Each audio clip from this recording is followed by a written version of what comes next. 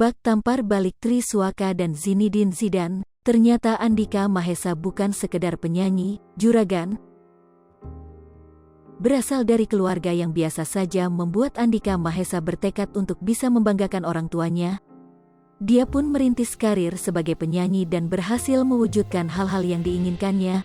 Bahkan, dari hasil jerih payahnya itu kini Andika Mahesa sudah punya pundi-pundi cuan yang bisa dikatakan lumayan.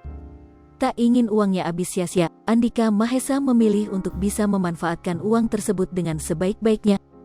Peluang pun datang saat dirinya berniat ingin membantu sebuah pabrik beras yang nyaris bangkrut. Dia kemudian menginvestasikan uangnya itu untuk membangun pabrik itu kembali dan kini sudah berbuah manis. Andika Mahesa menjalin kerjasama dengan temannya, di mana saat itu kondisi pabrik ingin ditutup tiba-tiba karena persoalan dana. Dia kekurangan dana, bisa enggak kita kongsi? Kata gue, akhirnya kita kongsi, saya sama temen saya.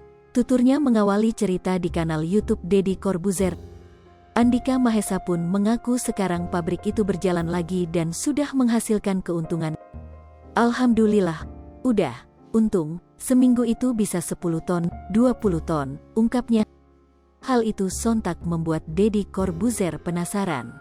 Gimana ceritanya punya perusahaan beras? Tanya Deddy Corbuzier.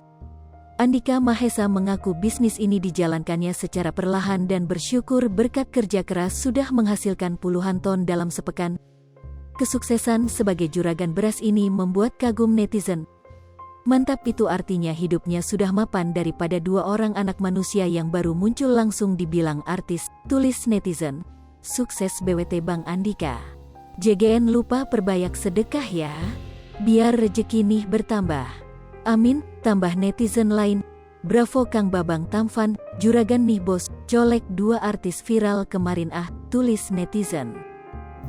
Hai pemirsa Sri Popo TV, jangan lupa komen, like, dan subscribe, serta tonton terus berita-berita terupdate lainnya ya.